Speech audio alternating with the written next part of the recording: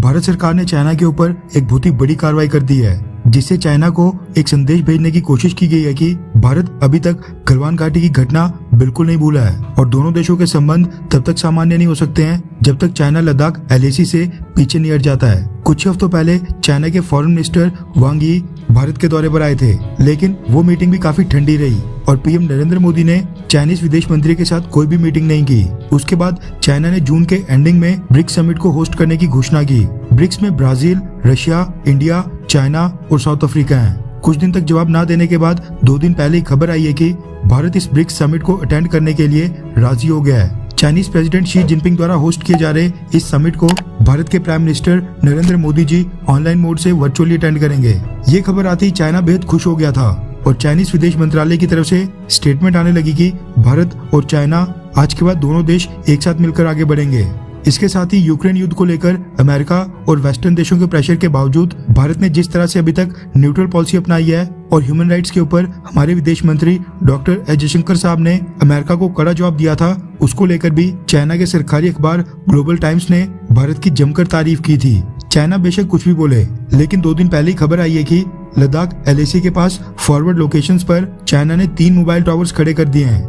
ये खबर आते ही भारत में कई लोग भारतीय सरकार को टारगेट करना शुरू हो गए थे और कह रहे थे कि पीएम मोदी चाइना द्वारा होस्टेड ब्रिक्स समिट को अटेंड करके बिल्कुल गलत कर रहे हैं। लेकिन मोदी गवर्नमेंट ने चाइना के खिलाफ एक बड़ी कार्रवाई करके उनकी चाइना के खिलाफ क्या मंशा है ये बिल्कुल साफ कर दिया है। रेफरेंस के लिए आपकी स्क्रीन के ऊपर द टाइम्स ऑफ इंडिया के आर्टिकल का स्क्रीनशॉट है, जिसके मुताबिक भारत में चाइनीज नेशनल्स के खिलाफ FIR दर्ज कर दी गई है, जो फ्रॉड तरीके से टेक ओवर करके भारतीय कंपनीज के चीफ यानी डायरेक्टर बन गए थे। रिपोर्ट्स के मुताबिक मुंबई पुलिस की जो इकोनॉमिक ऑफेंस विंग है उसने कुल 150 लोगों के खिलाफ 34 FIRs दर्ज किए हैं, जिनमें 60 के करीब विदेशी नागरिक हैं। ये सारे लोग बिना प्रोसीजर और रूल रेगुलेशंस फॉलो किए भारतीय कंपनीज के हेड बन गए थे।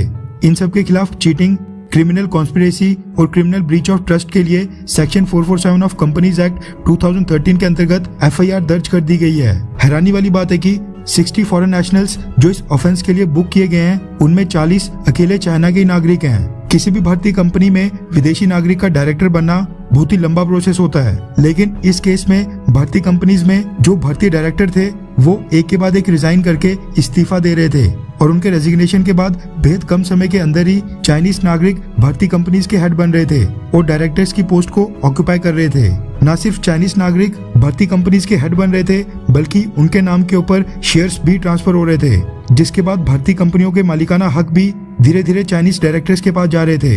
रिपोर्ट्स ये निकल कर आ रही हैं कि भारत के चार्टर्ड अकाउंटेंट्स और कंपनी सेक्रेटरीज भी चाइनीज डायरेक्टर्स की मदद कर रहे थे। इसलिए जो मुंबई पुलिस ने FIR दर्ज किया है उसमें कुल 150 लोगों को शामिल किया है, जिनमें 60 के करीब फॉरेन नेशनल्स और 40 चाइनीज नेशनल्स हैं, जो फ्रॉड करके भारतीय कंपनीज के डायरेक्टर बन गए थे। कई सारे केसेस में तो एक ही पर्सन 3-4 भारतीय कंपनीज का डायरेक्टर भी पाया गया है, इसलिए बहुत ही चिंताजनक खबर है। खैर, इन सब के खिलाफ कार्रवाई शुरू कर दी गई है, जिससे चाइना को भी एक संदेश जाएगा कि ब्रिक्स समिट में हिस्सा लेने का ये मतलब नहीं है कि भारत सब कुछ भूल गया है।